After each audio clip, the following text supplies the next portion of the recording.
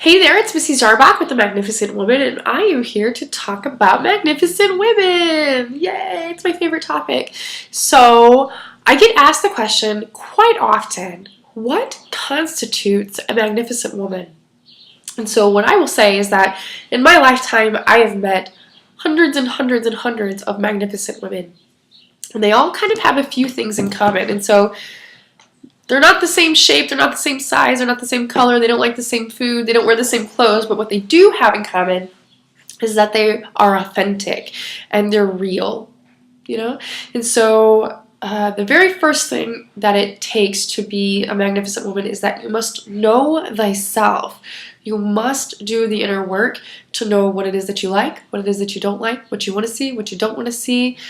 What is your preference in your soul? Your soul chooses, and you follow through and you implement. And so these women, as a result, are able to live authentically, and they're able to live unabashedly. And that means that they're not apologizing for who they are, ever, and they're not asking for you to give their power back because they know their power comes from within themselves, and it's not something that can be exchanged. You don't give power away. Power just is. It just is you. And so another trait that they all kind of have in common is that they figured out what God means to them.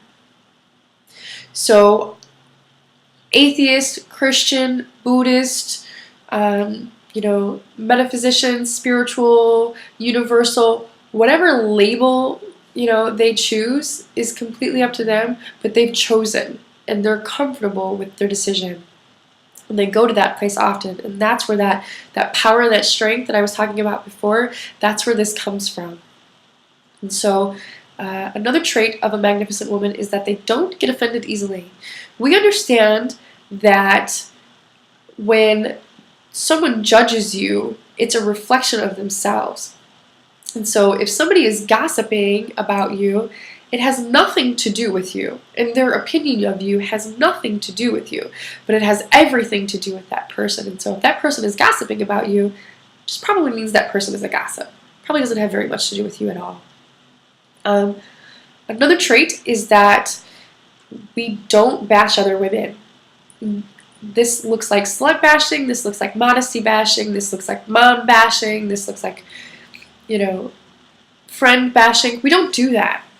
And so if, you have a girlfriend and she's had 1,000 sexual partners and each one of those partners has been a consenting adult, well, guess what you have? A bunch of consenting adults and a whole bunch of none of your business. And so if you have another friend who's very, very modest and, she might be waiting until marriage to have sexual intercourse, do you know what you have? An adult who's made a decision, which is also none of your business. And, maybe your friend is a mom and she raises her kids in cloth diapers and she exclusively breastfeeds her 2-year-old and her kids have never eaten anything but vegetables ever. Do you know what you have? An adult that made a decision about her life, which is none of your business. Or you might have another friend that raises her kids on McDonald's, and they watch TV 6 hours a day, and they wear disposable diapers, and she hates breastfeeding. She thinks it's gross. Do you know what you have? An adult who's made a decision about her life, and it has nothing to do with you, and it's none of your business. And so we've really removed ourselves from how society wants us to judge each other. We don't. We won't. You won't see us there. Another trait of a magnificent woman is that we don't bash men. You will never find a group of magnificent women sitting around saying, man, all we need is their sperm, and we wish they would all go live on an island, and my husband is so incapable, or, like men are pigs, or they're all cheaters. Like, that does not happen. And so even in our private feminine groups, we're honoring the masculine, the divine masculine. We're honoring the strength of the man, and we're honoring the providers that they are and the protectors that they are and how smart they are and how capable they are. You will never find a magnificent woman bashing a man, ever. One of the next things that I'd like to cover is that magnificent women have failed big time. They have fallen on their face, and they've made huge mistakes, and they have recovered. They've forgiven themselves. They know that failure is the path to success. They don't dwell on that crap. They just don't. The very last thing that I would like to touch that all magnificent women have in common is that they know how to have fun. They know how to let loose. They're not rigid. They're not, etiquette is not how they live their lives, And so if an F-bomb gets thrown, and if somebody decides to dance on a bar, or if somebody wants to go throw some washers, they're okay doing that because they know who they are and they're comfortable with who they are and they know what they like.